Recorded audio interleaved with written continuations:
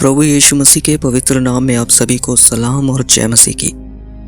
मेरे प्रियो, बाइबल में बहुत बार लिखा है कि मेल मिलाप रखो, एक दूसरे से प्रेम रखो, एक दूसरे की संगति करो। परंतु जब बात आती है संगति करने की, तो हमें ये बात सोचने पर मजबूर करती है कि हमें किस व्यक्ति के साथ संगति करना चाहिए और किन लोगों के साथ संगति नहीं करना चाहिए। इस विषय में बहुत से लोग भली भांति जानते हैं कि हर एक व्यक्ति की संगति कैसी होनी चाहिए। बहुत से लोग अपने आप को मसीही जीवन में इमोशनली तरीके से चलाते हैं और उनका खामियाजा उनको भुगतना पड़ता है। परंतु बाइबल साफ और सीधे तरीके से बताती है कि आत्मा के अनुसार चलो, इमोशनली तरीके से नहीं। और इमोशनली तरीके से चलने वाले व्यक्ति ज़्यादातर अपने दोस्तों के बारे में, अपने रिश्तेदारों के बारे में, अपने आस पड़ोस के बारे में, अपने गली मोहल्ले के लोगों के बारे में सोच करके इमोशनल हो जाते हैं और वे स्टेप उठा लेते हैं जो उनको नहीं उठाने चाहिए, जिनके बारे में बाइबल साफ तरीके से मना करती है। परमेश्वर जिन चीज़ों की आज्ञा हमें नहीं देता, अक्सर देखा जाता है कि मसीही लोग वो चीज़ें कर देते हैं। खास करके आज का वचन मसीही लोगों के लिए है, नए लोगों के लिए है कि वे किस तरीके से संगति करें। मैं आपके सामने एक वचन रखना चाहता हूँ जो कि कुरिन्थियों की पत्री में लिखा गया है। कुरिन्थियों की पत्री में बहुत ही साफ साफ एक चीज़ लिखी गई है। देखिए, सबसे पहले तो मैं आपको एक चीज़ बता दूं कि बहुत से ऐसे लोग हैं जो अपने आप को मसीह में आने के बाद वो कहते हैं कि हमें बुरे लोगों के साथ संगति नहीं करनी है, हमें मूर्ति पूजकों के साथ संगति नहीं करनी है, अगर कोई पियक्कड़ है हमें उसके साथ संगति नहीं करनी है। मैं आपकी सब बातों से सहमत हूँ, हमें नहीं करनी है। परंतु आप सबसे पहले इस बात को सोचिए, जिस तरह पौलुस इन वचनों में लिखता है कि अगर आप ऐसे लोगों से संगति नहीं करेंगे तो आप प्रभु का सुसमाचार कहाँ प्रचार करेंगे? आप कैसे लोगों को बताएंगे कि प्रभु यीशु मसीह कौन है? फिर तो तुम्हें जगत ही से बाहर निकल जाना पड़ेगा, क्योंकि पूरा जगत ही पाप में पड़ा हुआ है। प्रभु यीशु मसीह ने ऐसा मार्ग खोल दिया है कि हर एक व्यक्ति बचाया जाए।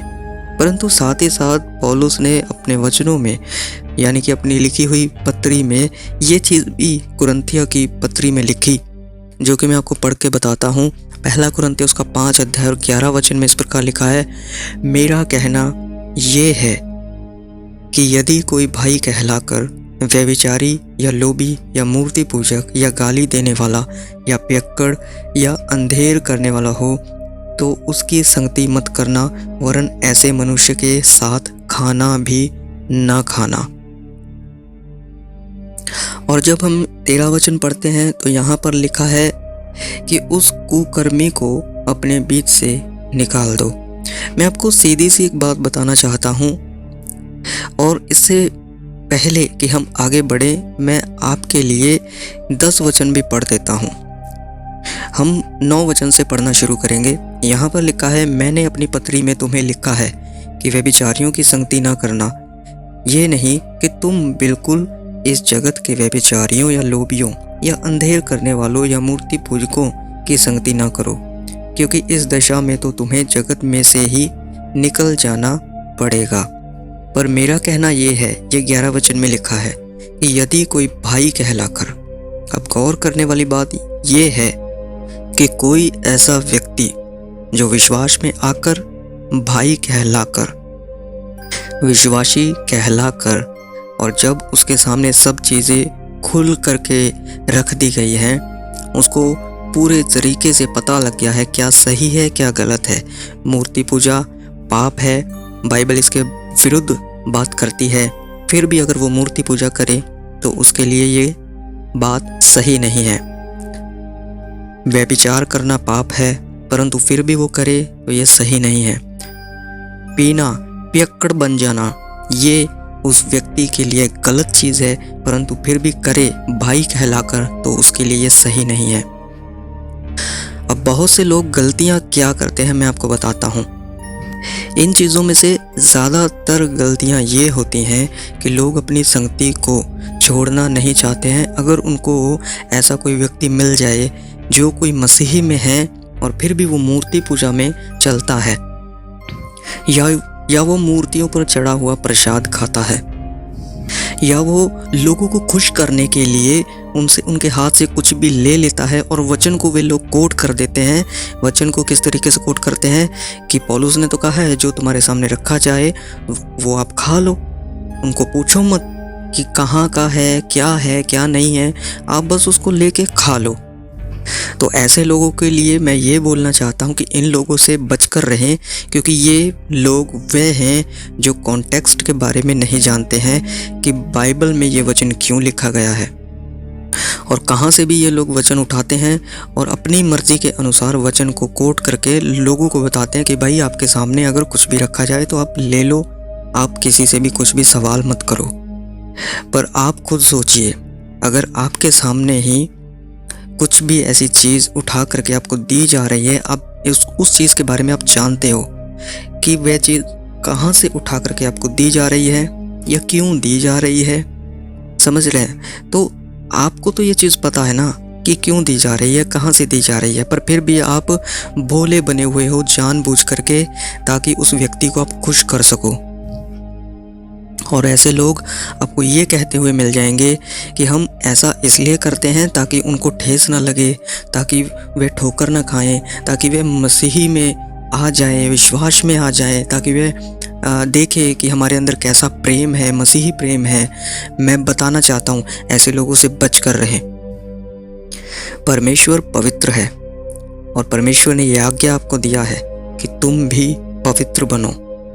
आपकी पैदाइश जो नई सृष्टि में हुई है उसमें मैं आपको बताना चाहता हूँ कि आप याजकों का समाज हो, आप परमेश्वर की निज प्रजा हो, चुनी गई प्रजा हो, आप उसके चुने गए लोग हो।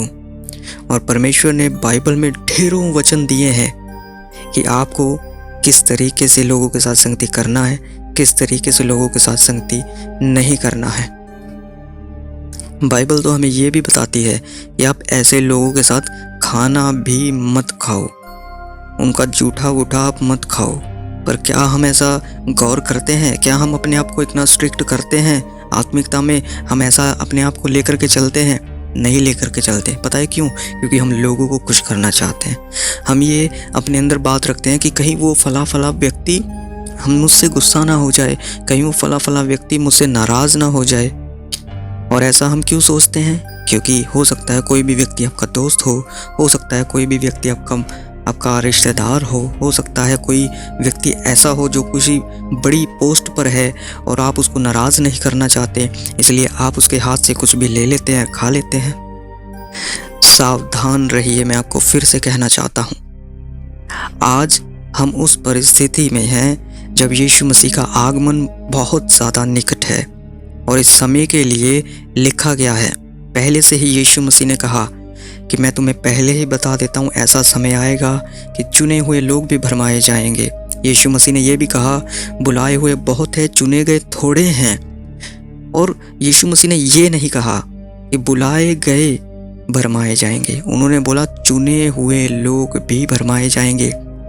गौर करिए, उन्होंने बोला चुने गए थोड़े हैं, तो जो थोड़े भी हैं वे भी भरमाए जाएंगे। उनका कहने का मतलब ये था, जो अपने आप को वचन के ज्ञान से भरा हुआ समझते हैं, जो अपने आप को प्रतिदिन नहीं निहारते हैं परंतु दूसरों को निहारने में लगे रहते हैं, जो अपने आप को प्रतिदिन ये चेक नहीं करते कि मैं विश्वास में हूँ कि नहीं, परंतु दूसरों को चेक करते हैं कि भाई तेरे अंदर विश्वास की कमी है, तू विश्वास में कम है, अपने विश्वास को बढ़ाओ, अपने ये करो वो करो। आप ऐसे बहुत से लोगों को देखते होंगे या ऐसे बहुत से लोगों को आप देखोगे आने वाले समय में। तो संगति किन से करना चाहिए? फिर हम कहाँ जाएं संगति करने के लिए? मैं आपको एक सीधा और सिंपल आंसर इसका देना चाहता हूँ, गॉडली लोगों से संगति करें, जो आपको प्रार्थनाओं में बैठना सिखाए, जो आपको उपवास करना सिखाए, जो आपको ये बताना सिखाए कि अगर आपके अंदर खाने पीने के लिए लालसा पैदा होती है, आपके अंदर ज़्यादा इच्छा पैदा होती है, तो उसको आप कैसे ओवरकम कर सकते हो। अगर आपसे प्रार्थना नहीं होती है तो आप कैसे ज़्यादा आगे बढ़ सकते हो, आप आत्मिकता में कैसे आगे बढ़ सकते हो। जो लोग नित्य ही परमेश्वर के साथ संगति करते हैं उन लोगों के साथ संगति कीजिए। जो लोग आत्मिकता में चलने के लिए प्रयास कर रहे हैं, डेली प्रयास करते हैं, उन लोगों के साथ संगति कीजिए। और ऐसे लोगों से दूर रहिए जो लोग अपने मतलब के लिए कुछ भी कर देते हैं, कुछ भी बोल देते हैं।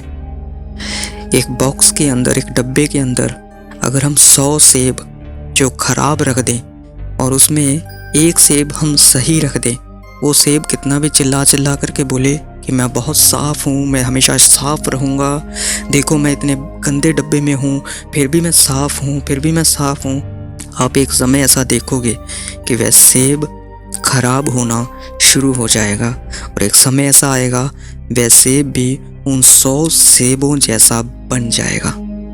राइट? तो आप हमेशा ही अपने आप को परमेश्वर के हाथों में देकर चले। परमेश्वर का वचन जो कहता है वैसे आप चलें। अपनी लालसाओं को, अपनी इच्छाओं को पीछे रखें। अगर आपको खाने की इच्छा ज़्यादा होती है तो अपने घर में बनाओ और खाओ। अगर आपको प्यार करने की इच्छा ज़्यादा होती है, परमेश्वर ने आपको पत्नी दिया है, पत्नी को पति दिया है, आपस में रहो, व्यभिचारी ना बनो। अगर आपको बातें करने का ज़्यादा मन होता है, परमेश्वर से बातें करो, गॉडली लोगों से बातें करो, वचन खोलो, बाइबल खोलो, उसमें से बातें करो। पर हमेशा एक बात को याद रखो, अपने आप को पवित्र रखो। परमेश्वर ने आपको बहुत सुंदर जीवन दिया है, इस जीवन को समझो। किसी के भी बहकावे में आकर के कभी भी अपने आप को भटकाओ नहीं, अपने मार्गों को सीधा रखो, अपने मन को सीधा रखो। दूसरों के चलाए मत चलो। बाइबल खोलिए, उस बाइबल के लिए जो आपके पास है, बहुत से लोगों ने कुर्बानियां दी हैं। वह बाइबल आपके पास ऐसे ही नहीं पहुंची है। उस बाइबल को खोलने का समय आज है। हो सकता है कल किसी के पास समय हो ना हो, पर आज आपके पास समय है। उस बाइबल को खोलिए। लोगों से पूछने से ज़्यादा है आप परमेश्वर से पूछिए कि आपके मन में क्या सवाल है, क्या करूं, क्या ना करूं। आपको संगति गॉडली लोगों से करना चाहिए। आपको संगति ऐसे लोगों से करना चाहिए जो परमेश्वर के करीब हैं। यीशु मसीह ने तो वो काम नहीं किया कि वो दूसरे लोगों के बीच में जाए और दूसरे लोगों के जैसा चाल चलन चले ताकि दूसरे लोगों को वह मसीह में खींच लाए। पौलुस ने अपनी पत्रियों में लिखा है कि हाँ, मैं जहाँ जाता हूँ मैं उनके जैसा बन जाता हूँ, पर वहाँ पर उसने एक चीज़ ये भी लिखा कि मैं उनके जैसे काम नहीं करता हूँ। आपको भी सेम यही करना है, पर पूरा चौकसी के साथ, क्योंकि वचन में लिखा है अगर तुम किसी को पाप करते हुए देखो तो उसको जाकर के संभालो, पर अपनी भी चौकसी रखो कि तुम परीक्षा में ना पड़ो। तो मेरे प्रिय लोगों, परमेश्वर आप सभी को आशीष दे।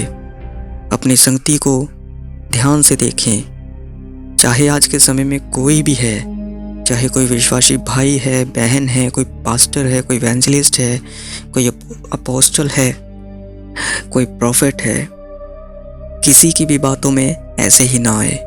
अपने सामने वचन रखें। बाइबल क्या कहती है उसको देखें, परमेश्वर क्या कहता है उसे देखें।